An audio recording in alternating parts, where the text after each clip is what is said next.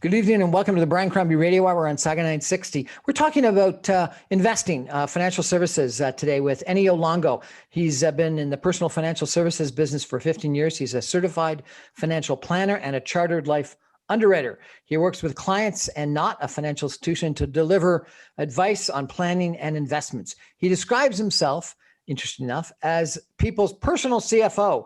Helping them make decisions that go beyond which investments to purchase, but planning how to make big purchases so that it can least impact on their finances and how to transfer wealth to the next generation. Sounds like a excellent mission in life. Ennio, how are you? Welcome to our show. I'm very well. Thank you for having me. My pleasure. So tell me, how did you get involved in financial planning business? I graduated from school and I kind of had a couple of different jobs in different areas. I worked for some large companies, Xerox, IBM, Deloitte, and none of it kind of got me motivated in the morning. And one of the things that I always love to do is I always love to invest. And so at one point I said, you know what, I'm at a stage in my life where I love doing this. And if you can wake up in the morning and do what you love doing, help people out and earn a living, it's the greatest thing in the world. So I decided to take that leap, and I started to work at a large financial company in Canada. And I soon discovered that investing was only one door in financial planning, that there were other areas that I didn't even know. And so I decided it's going to be my mission to help people out in these areas. And then after a few years with this large financial institution in Canada, I decided that I was better suited to an independent stream. And that's how the story goes. Stock markets are at almost an all-time high. Is now a good time to invest? We find it's always a good time to invest. And that sounds a little bit like a line, but if you don't invest now, then you're essentially market timing. And we found that market timing really doesn't work. And I find it interesting that people say that, stock markets are at all-time high. Well, everything's at an all-time high. People are buying and selling houses because they need to. We go to the store, cars are being sold at an all-time high. Bread, milk, everything is being sold at an all-time high. The longer we wait on the sidelines, the more we're going to lose out on, because you're always waiting for that one moment to arrive. And then even when the dips happen, people get afraid. So if you're afraid to get in now when things are climbing, you're going to be more afraid to get in when things are dropping, and there's a lot of fear and uncertainty in the markets. But lots of people are talking about, there's a coming bust, that the market is at an all-time high, that interest rates are at an all-time low, that interest rates have got to go up at some point in time in the future, that when you've got lots of retail people coming into the market, it's frothy, it's at its end. You don't think now's the time to just go in cash and wait? History has shown that anybody that goes in cash is not going to be successful. They did a study, and in the study, they looked at what if you time the markets perfectly. So starting from 2003 20 years up to 2013, they looked at the markets, and what if they invested $2,000 a year in the markets, where would they be? So they examined, what if you were perfect every year and you got in right when the market was at its lowest? Versus what if you were imperfect every year and you got in right when the market was at its highest? And what you find was that $2,000 a year, if you were perfect, you made it 87. If you were imperfect, you made 73. You were still better off than being in cash. But let's face it, we're not going to be perfect every year. We're not going to be imperfect every year. What we found is that if you just kind of invest when you have it at the beginning of the year, or your dollar cost average, you're going to be between those two, and you're going to be very, very close to it. And there are a lot of experts out there. And what I found is that I say experts in quotation marks, because ultimately what I found is a lot of these experts are telling you when to get in and when to get out. And last year was littered with bad advice, just like the previous year was littered with bad advice. There's people saying get out and the market still went up. Well, people were saying when the market was at its lowest, that the market was going to drop another 40 points, and it didn't, or another 40%, and it didn't. And when it started to go up, they said stocks were at an all-time high in terms of their valuations, and people should get out. And they still continued to rise. The market is, when it comes down to it, we kind of overcomplicate things. A stock goes up because more people want to buy it than want to sell it, and a stock goes down because more people want to sell it than want to buy it. It's just very simple supply and demand. What drives more people wanting or buying it is a more complicated issue, and one that if we try and understand ourselves, we're going to get burned. And as we've seen in the past couple of weeks, if you try to pick that one stock and try to understand exactly what's going on, you're going to put your financial portfolio in jeopardy. So you're saying we should invest, but you're saying we can't figure out why one stock is fairly valued or unfairly valued, and it creates a buying opportunity or selling opportunity. So how do you think we should invest? In funds, in mutual funds, in what? Well, the term mutual fund is a very generic term because there's actively managed mutual funds, and there's passive index funds, and there's exchange traded funds, et cetera. And even within that construct, you can actively manage something. So when it comes to actively managed mutual funds, it's shown that that active managers will often underperform what the market does. And I remember there was a large Canadian company that had me in a few years back, and it was great. I mean, they're a large Canadian company, they're pretty good, and they brought us in the afternoon, and they had two of the portfolio managers speaking with us. And one of them was saying at the time, you know what, we've gotten rid of our position in Apple because they missed out on the whole, touch screen thing, and all of their laptops are not touch screen. Apple doesn't believe in that. And now that Steve Jobs is gone, we don't think that it's a good idea. So we sold our entire position in Apple, and then they treated us to a nice game, a Raptors game at the Scotia Arena. I forgot what it was called before. But we went there, and I thought to myself, well, who's paying for this? And I realized that all my clients who invested with this company were paying for it out of their high MERs. And these guys What's are an actively MER? Oh, that's a management expense ratio. That's the what you pay for owning the fund. People say, I don't pay anything to own the fund. Yes, you do. On average, it's like 2.5% or so. And that comes out of your returns.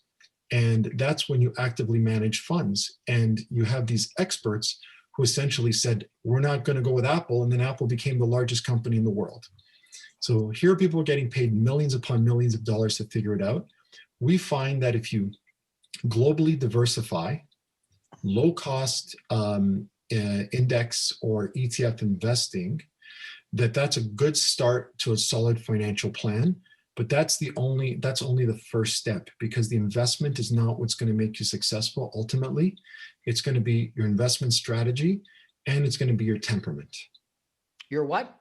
Your temperament as an investor, the decisions that you make.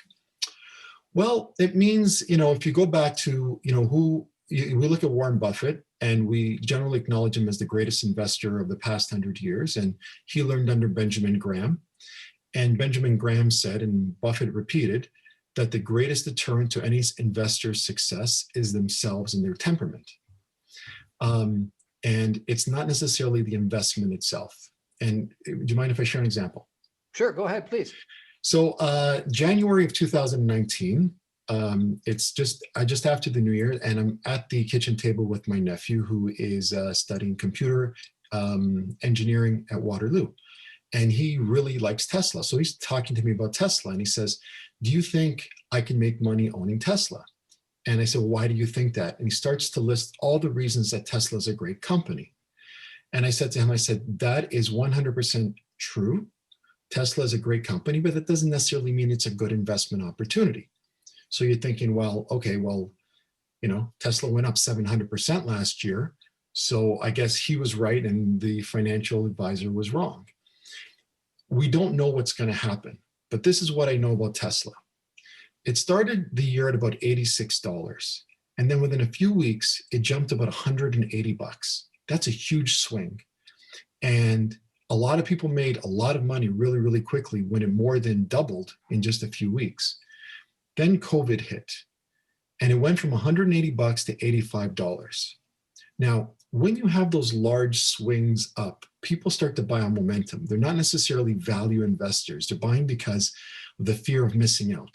They don't want to miss out on something. So they really haven't understood why they bought something. Then as it starts to drop like that, what happens? They panic because they don't have a financial plan. They're just following the crowd, and they don't know why they're following the crowd. So think about this. The company that started the year at one point and ended the year up 700% also lost more than half of its value during the year and had a couple of different downswings. So I pose to you, did people make money on Tesla last year? Some made a lot of money and some lost a lot of money. So if you lost a lot of money on a stock that did 700%, it's not the stock itself, but you as the investor and the decisions that you make, because you don't necessarily have a good financial plan or understand why you're in that investment and how it fits into your overall financial life. We're chatting tonight with Ennio Longo. He's a personal financial services financial planner. We're going to take a break for some messages and come back more with Ennio in just a minute. Stay with us. Welcome back to the Brian Crombie Radio Hour, 960. We're chatting about investing tonight with Ennio Longo, who is a certified financial planner, a certified life underwriter, and he's telling us that we shouldn't try to time our investments. What we should do is invest for the long term. And he quotes Warren Buffett and Ben Graham as the people that are suggesting that's the right strategy. What stock should I buy today? What stock should you buy? Yeah. Well, we don't believe in any one stock, because we don't think that, see, the way we look at it is people want to buy a stock because they think that it's going to go up in value.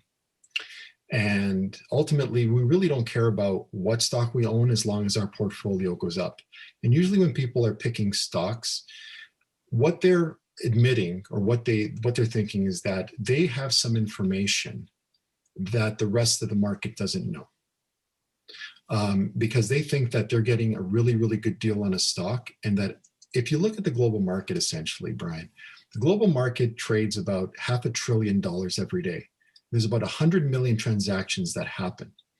And when you look at the law of averages, what you really understand is that the prices out there, all the available information is in there, with few exceptions, but all the available Okay, so you're effectively espousing the efficient markets theory, and you're saying that the market is rational and all information is out there, and the professional guys are arbitraging all of the value away.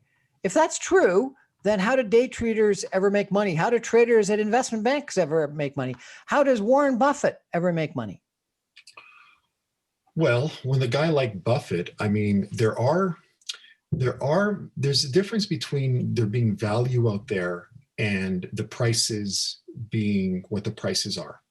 So if you look at it ultimately and you go, is Microsoft accurately priced today? Well, if somebody bought it, that means that somebody agreed with the price. But you can believe that there are value out there. There are things that are for sale. The question is, we don't know when those things are for sale, and we don't know how long it's going to take for them to essentially get to where they need to go.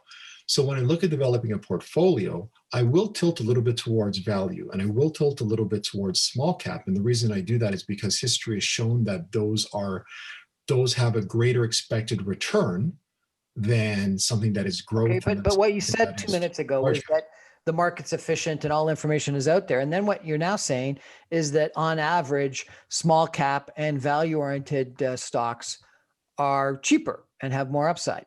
Isn't that inconsistent? Aren't those two beliefs inconsistent? No, they're not inconsistent. I mean, if you look at somebody like Eugene Fama, who won his Nobel Prize for efficient market hypothesis, what he's saying out there is that we don't have any information your information is not necessarily better than my information. You don't know something more than I know something. If you come to me and you say, why don't we buy cruise ships or cruise lines? Why do you want to buy cruise lines? Well, because they've been hurt right now. Okay, well, they've been hurt right now, but just because they've been hurt right now, it doesn't necessarily mean that they have a greater expected return in the short run than Peloton does, as an example. Any example that I'm given is just a generic example. But if you do value a company by fundamentals, you see that some are what we consider value companies. If you compare two companies that are similar, but some of the companies that have done better than almost anyone else in the last month are those that were oversold because of exactly the reasons that you're talking about, was that, they were damaged dramatically because of lack of travel, lack of vacations in COVID-19. AMC, lack of going to the films, and they've done well in the last month because people with the vaccine are hopeful that we'll go back to normal. True, but we don't know when that's going to happen. And so what we're talking about is a short time frame. But we don't look at the short time frame. We look at a bets long on that and buying the stocks based on that. And performed extremely well. We always know who's done well in terms of one or two stocks, but nobody ever tells you about the trades that they didn't make money on. Because when you aggregate these things out, everybody's going to tell you, hey, I did really well on this. But like I had clients who decided that they wanted to get into marijuana stocks. And so we took a little bit of their portfolio and we started to do some trades for marijuana stocks. And they did really well on some. And then afterwards they found, oh, well, let's take those profits and let's reinvest them in other ones. And then what did they aggregate? They aggregated to zero at the end because they lost money on the other ones that they invested in. So I don't necessarily go by what people are saying in terms of I did really well on this one here and I did really well on that one there, because there's always something hidden on the back end. And when you're investing over the course of the long run, I mean, you have to time the market really well to do well and say, okay, I got into this cruise ship line or this cruise stock or this airline or whatever, and I made a couple of bucks on it. Okay, so you made a couple of bucks on it. How many times did you guess right? Because when you are market timing, in order for you to make money, you have to guess right about 90% of the time. Because if you guess right 50% of the time, ultimately what's happening is you're just canceling yourself out and you're at zero. Okay. So you're arguing effectively that there's not an opportunity to time your investment in a stock and know more about a stock than the market. And so therefore, frankly, why don't you just take a dart and shoot it against the newspaper stock listings, and that picks which stock you're going to buy. And you know what? Times and portfolio theory says you've diversified. You might be better off, but ultimately, it's not the investment itself. It's you as the investor that's going to have that temperament, and that's what a lot of people to not sell too quickly or buy more too quickly. Well, they panic. People will panic and they will essentially sell when they shouldn't. They'll be afraid of buying. And I mean, right now, you and I are having a rational discussion because the markets are where the markets are. But if we were having this discussion about 10 months ago, and a lot of people had seen a 50% drop in their portfolio, they would be panicking. And I will tell you that was probably the busiest time that I've ever had in my life.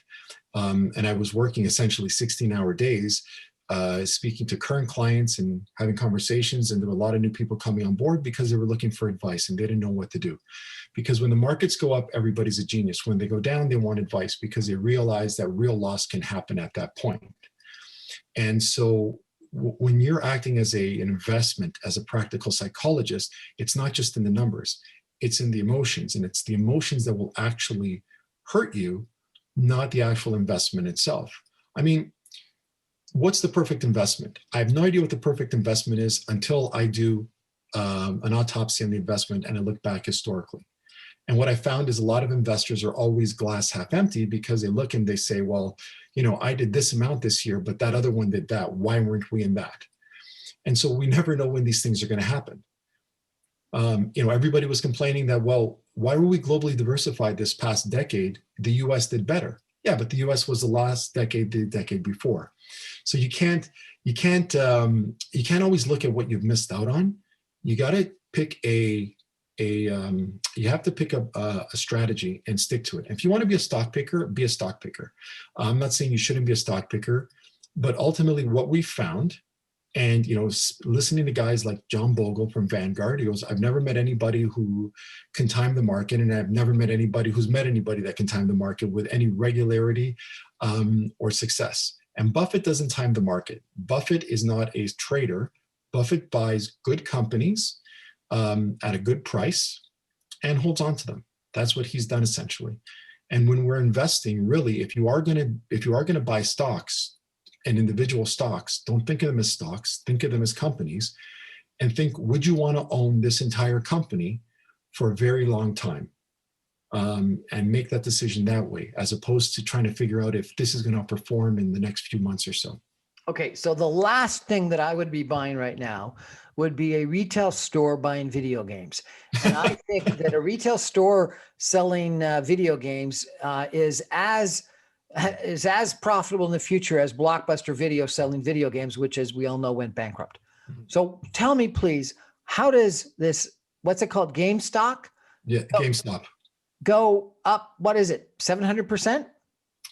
Not sure the numbers, but it was a ridiculous valuation. And it's one of the most remarkable things that I've seen in the past little while, not because it's necessarily a good company, but in terms of how how a stock can move in the short term. So its valuation right now, if you look at all the metrics that usually people look at, really has nothing to do with what type of a company it is. It has everything to do with a bunch of guys who got together and said, we're going to stick it to the big guy. Because ultimately, when you look at hedge funds and so forth, they have engaged in they've what they do can move the market. I got to be careful what I say over here. And so the little guys say, well, what we can do is going to move the market too, and it has. Okay, so let's explain this a little bit. So Sure. the big guy in your story here are hedge funds that shorted GameStop stock, correct? Correct. And the little guys, or a whole bunch of guys that got together on a trading platform and on Reddit and other chat boards and said, what? And they said, we're not going to let these guys make money on shorting. So we're going to drive up the price of the stock so that they can have essentially an infinite loss. And it's important to know that when you buy a stock and you're going long in the stock, that you are limited to your loss. Because if I buy $10,000 worth of a company and I'm long in the company, that means that my loss is limited to 10,000. But if I'm buying a short and that price goes up by 100, 200, 300, 1,000%, then my loss can be unknown and it can be huge. And so they really, really hurt these big companies, of which I have no empathy. But what I'm finding is this, and this is an important message because people are going to get caught up in the emotions of this and they want to make money and so forth, is that the guys who did it, even if they're small, they knew what they were doing. They had a strategy. It's not as if people just randomly do it. They were well organized in doing something like this. But what's happening is that it's not just the little guy versus the big guy and the little guy's winning, because there's a lot of little guys that are also getting hurt, because there are people that hear this and they go, me too. I want to get in on it. And they don't understand what's happening. And I think that GameStop went as high as about $470. If it went as high as $470, somebody bought it at $470. And I'll tell you something, it's not the sophisticated institutional investor that was buying it at $470. It was a little guy that was buying it at $470. And now that it's dipped just above 200, I'm sure that somebody has lost a lot of money doing that. And so we have to be careful. It's not an investment game. It's a speculation game. It's a game based on using financial instruments to try and make some money. And it's not something that we engage in because we are long-term planners as opposed to the short-term investor. And ultimately, whether you're going long on a stock or you're shorting the stock, the price in the short term is more a reflection of a vote that's going on. The price in the long run is more a reflection of the weight of what the company is actually worth. And if this company starts closing stores because it's not selling anything, ultimately people are going to be left with a lot on nothing. And so that is the ultimate timing issue, is it not? Because those guys on Reddit or those people on Reddit that were initially buying the stock and driving the share price up could do okay as long as they sold before it crashed to somebody else. And so it's those last buyers that are really at risk. Correct. It's I don't know if it's, maybe the analogy is incorrect, but maybe like a multi-level marketing part of stock picking, in a way. And it's not something that we would ever engage in because it's speculation, and speculation, in our opinion. I mean, listen, it's really difficult to pull somebody aside who made a lot of money doing it and said what you did is not correct.